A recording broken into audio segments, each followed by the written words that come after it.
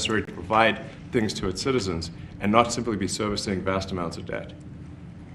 And also, could you mention some of the things that your team has found, some of the crazy numbers, including the woman that walked away with about 30 million, right, etc.? Well, we do find it sort of rather odd that there are quite a few people in the bureaucracy who have ostensibly a salary of a few $100,000, but somehow manage to accrue tens of millions of dollars in net worth while they are in that position, which is, what happened at USAID. We're just curious as to where it came from. Maybe they're very good at investing, in which case we should take their investment advice, perhaps.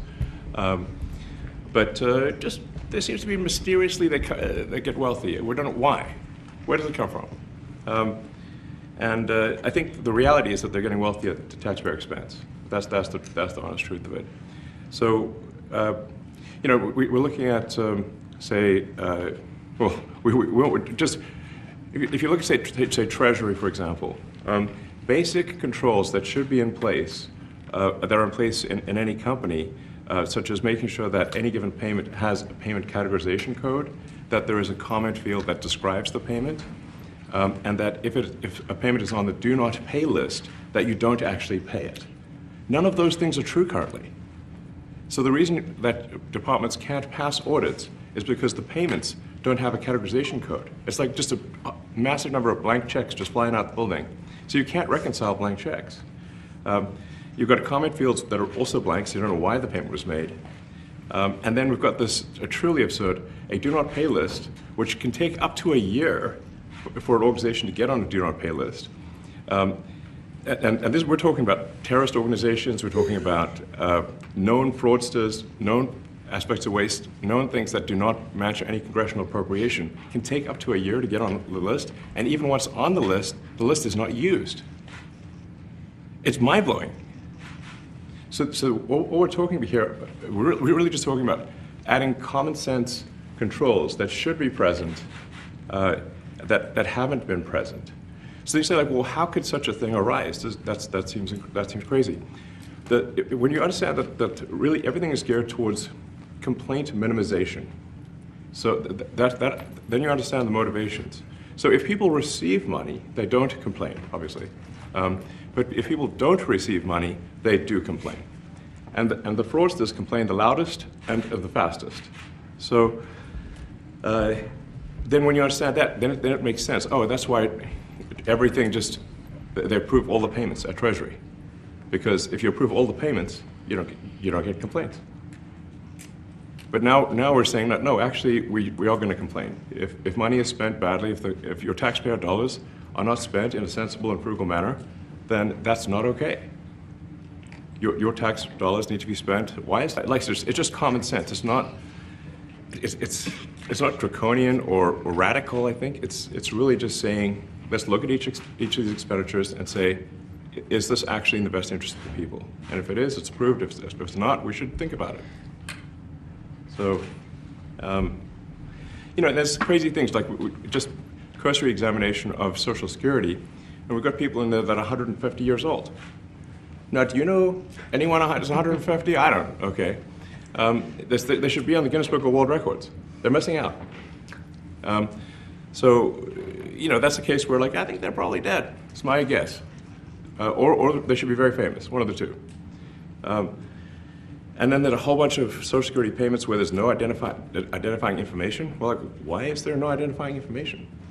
Obviously, we want to make sure that people who deserve to receive Social Security do receive it, and that they receive it quickly and accurately. I'll tell you another crazy thing. So, one of the things is, like, we are trying to sort of right-size the federal bureaucracy, just make sure that this, obviously there need to be a lot of people working for the federal government, but not as many as currently. So we're saying, well, okay, if people can retire, with full benefits and everything, that would be good. They can retire, get their retirement payments and everything. And then we were told, this is actually, I think, a great anecdote, because we were told, no, the most number of people that could retire possibly in a month is 10,000. We're like, well, why is that? Well, because all the retirement paperwork is manual on paper. It's manually calculated, then written down on a piece of paper. Then it goes down a mine I'm like, what do you mean a mine? Like, yeah, there's a limestone mine where we store all the retirement paperwork. And you look at a picture of this mine. We'll post some pictures afterwards. And this mine looks like something out of the 50s because it was started in 1955. So it looks like it's like a time warp. And then the speed, the limiting factor is the speed at which the mine shaft elevator can move determines how many people can retire from the federal government. And the elevator breaks down and then, sometimes, and then nobody can retire. Doesn't that sound crazy?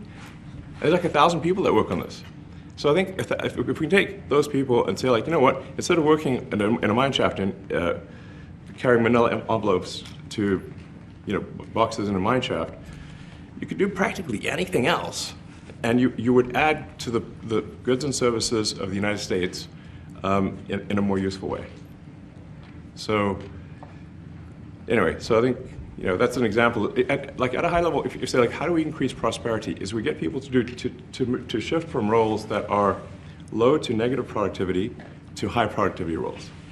And so you increase the total output of goods and services, which means that there's a higher standard of living available for everyone. That's the actual goal. Everyone's very quiet, by the way. Are people normally this quiet? Your detractors, Mr. Musk. What? Including a lot of Democrats.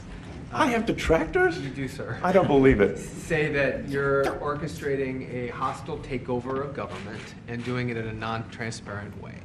What's your response to that criticism? Well, first of all, you couldn't ask for a stronger mandate from the public. The public voted, we have a majority of the public voting for President Trump. We won the House, we won the Senate. The people voted for major government reform. There should be no doubt about that. That was on the campaign. The president spoke about that at every rally. The people voted for major government reform, and that's what people are going to get. They're going to get what they voted for. And a lot of times, people that don't get what they voted for, but in this presidency, they are going to get what they voted for. And that's what democracy is all about. Mr. Musk, the White House says that you will identify and excuse yourself from any conflicts of interest that you may have. Does that mean that you are, in effect, policing yourself? What are the checks and balances that are in place to ensure that there is accountability and transparency? Well, we actually are trying to be as transparent as possible. In fact, we post our actions to the Doge handle on X and to the Doge website. So all of our actions are maximally transparent. In fact, I don't think there's been, I don't know of a case where an organization has been more transparent than the Doge organization. So, and the kind of things we're doing are, I think, very, very simple and basic. They're not, what I mentioned, for example, about Treasury, just making sure that payments that go out, taxpayer money that goes out, is categorized correctly, that the payment is explained, that organizations on the do not pay list, which takes a lot to get there, that actually are not paid, which currently they are paid. These are not individual judgment decisions. These are about simply having sensible checks and balances in the system itself to ensure that taxpayer money is spent well. So it's got nothing to do with, like, say, a contract with some company of mine at all. But if there is a conflict of interest when it comes to you yourself, for instance, you've received billions of dollars in federal contracts when it comes to the Pentagon, for instance, which the president, I know, has directed you to look into. Yeah. Are you policing yourself in that? Is there any sort of accountability check and balance in place that would provide any transparency for the American people? Well, all of our actions are fully public. So if you see anything, you say, like, wait a second, hey, Elon, that seems like maybe that's, there's a conflict there.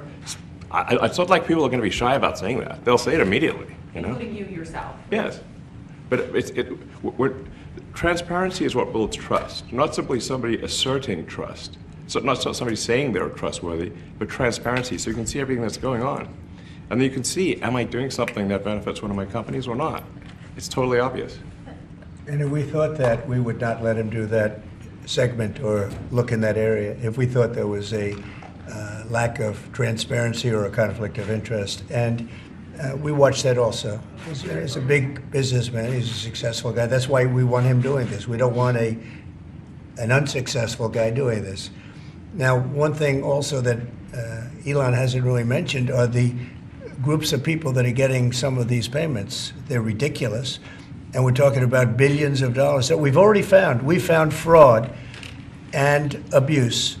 I would say those two words as opposed to the third word that I usually use, but in this case, fraud and abuse. It's abusive because most of these things are virtually made up, or certainly money shouldn't be sent to them. And you know what I'm talking about. It's crazy. So, but we're talking about tens of billions of dollars that we've already found.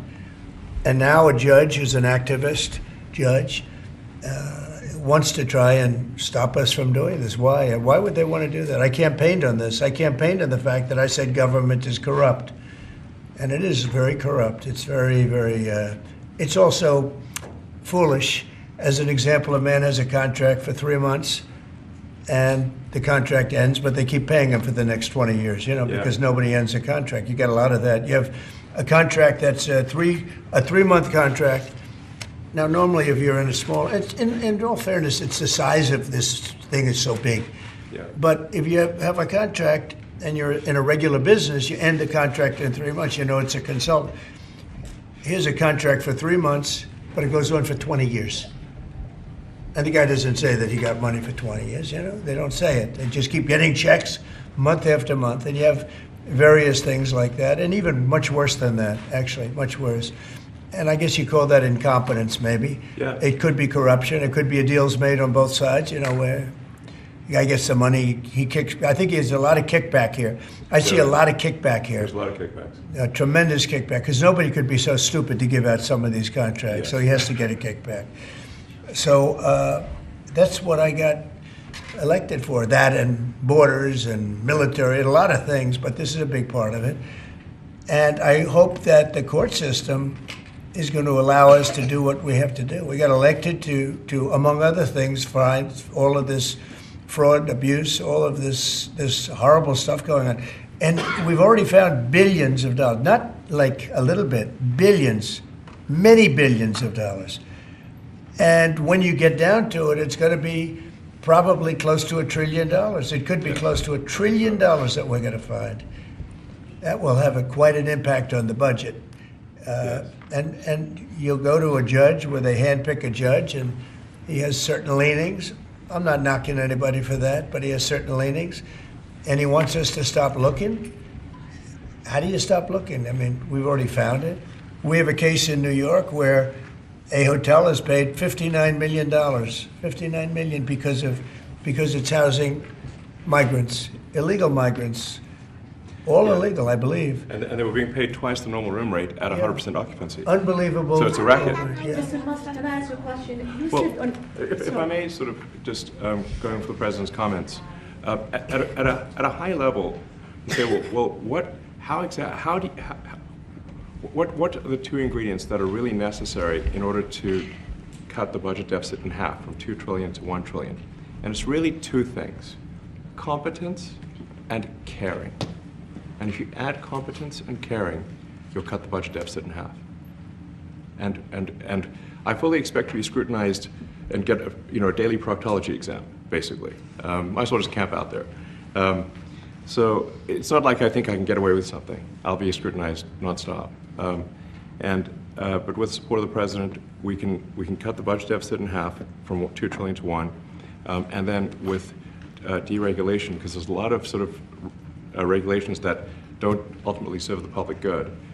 We need to free the builders of America to build, and if we do that, that means I think we can get the economic growth to be maybe 3-4%, maybe 5%.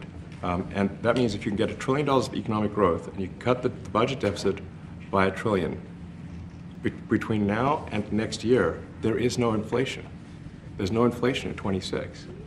And if the government is not borrowing as much, it means that interest costs decline. So the mortgage, their car payment, their credit card bills, anything, their student debt, the monthly payments drop. That's a fantastic scenario for the average American. I mean, imagine they're going down the grocery aisle and the prices from one year to the next are the same, and they're their mortgage, all their debt payments dropped. How great is that for the average American? We had That's no what we're idea. We had no idea we were going to find this much, and it's open. It's not like complicated. It's It's not that simple complicated. stuff. It's like a lot of work. We Yeah. can't believe it. A lot of work. A lot of smart people involved. Very, very smart people. But you're talking about anywhere maybe $500 billion. It's crazy the kind of numbers It you're is really talking crazy. about. You know, normally when you're looking at something, you'll find you're looking for 1 out of 100. Here, you're almost reversing it. You look for one that's good. Yeah. And you can look at the title and you say, why are we doing this? Why are we doing that? And the public gets it. You know, the public gets it. You've seen the polls. The public is saying, why are we paying all this money? This for years, this has gone on. Mr. Musk, President you Trump, said the Senator, Yeah, go ahead. Wait, go ahead. Senator Rand Paul today said that DOJ cuts will ultimately need a vote in Congress. Do you agree with that? Is that the I plan? really don't know. I know this. We're finding tremendous fraud and tremendous abuse. If I need a vote of Congress to find fraud and abuse, it's fine with me. I think we'll get the vote, although there'll be some people that wouldn't vote.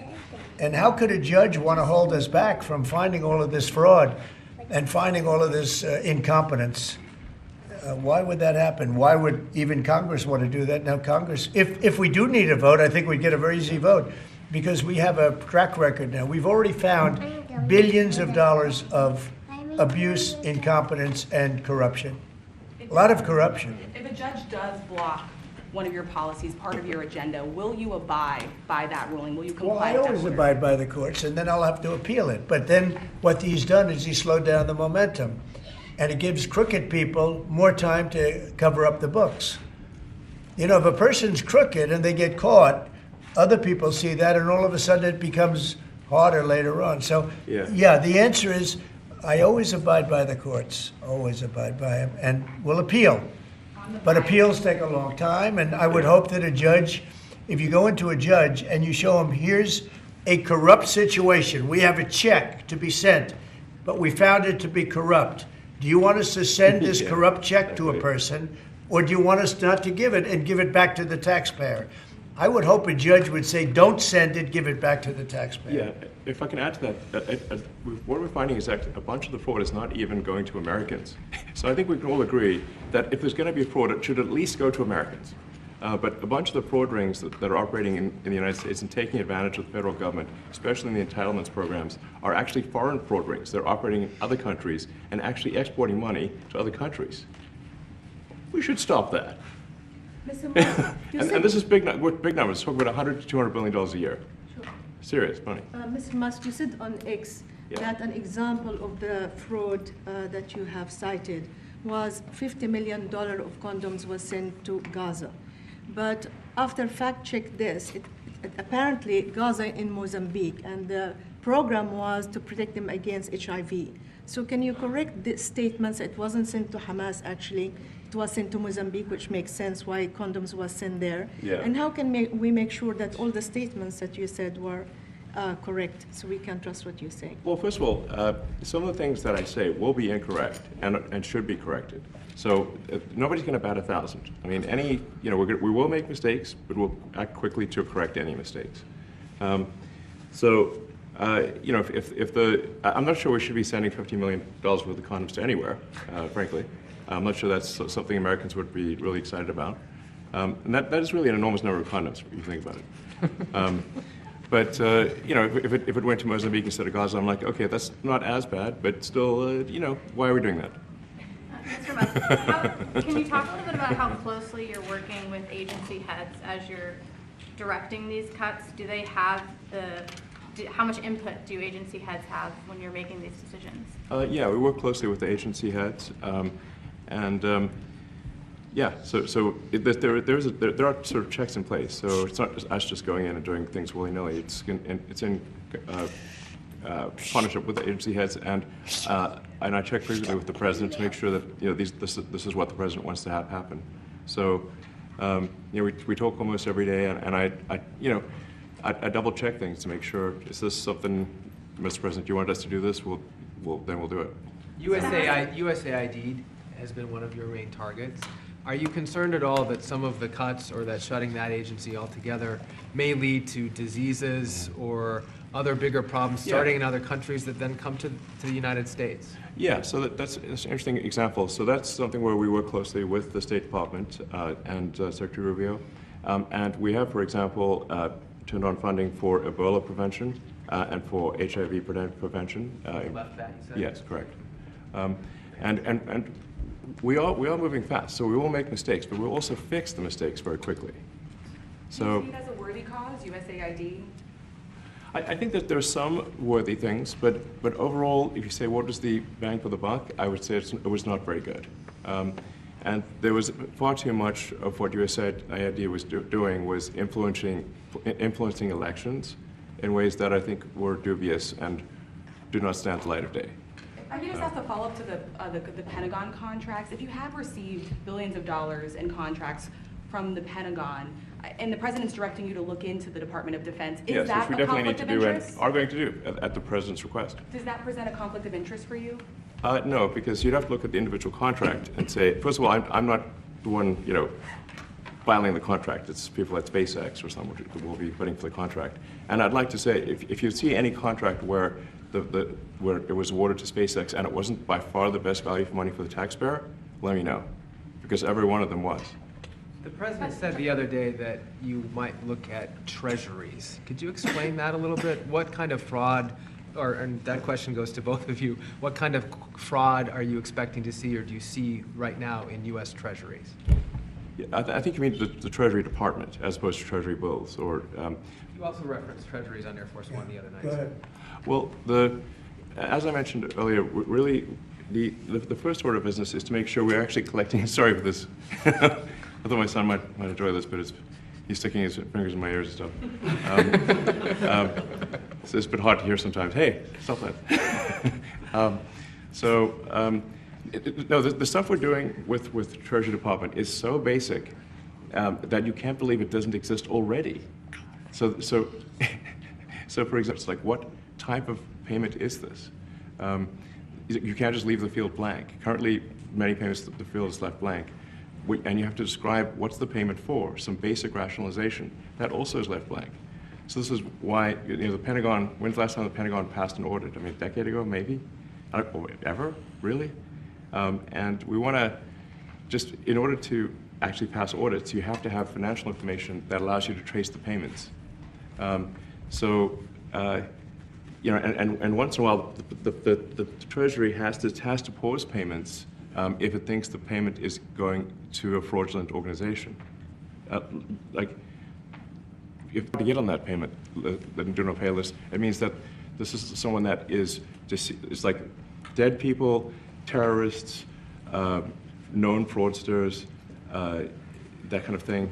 We should not pay them. But currently we do, which is crazy. We should stop that. Many transactions. And by the way, 100 team. And for the sake of the country, I hope that the person that's in charge and the other people that report to me that are in charge are allowed to do the right thing, namely make sure everything's honest, legitimate, and competent. But we're looking at just, when you look at USAID, that's one. We're going to look at the military. We're going to look at education. They're much bigger areas. But the USAID is really corrupt. I'll tell you, it's corrupt. It's incompetent, and it's really corrupt. And I can't imagine a judge saying, well, it may be corrupt, but you don't have the right. You got elected to look over the country and to, as we say, make America great again, but you don't have the right to go and look and see whether or not things are right that they're paying or that things are honest that they're paying. And nobody can even believe this. Other people, law professors, right away. You're supposed to be running the country, but we're not allowed to look at who they're paying it to and what they're paying. We have massive amounts of fraud that we caught.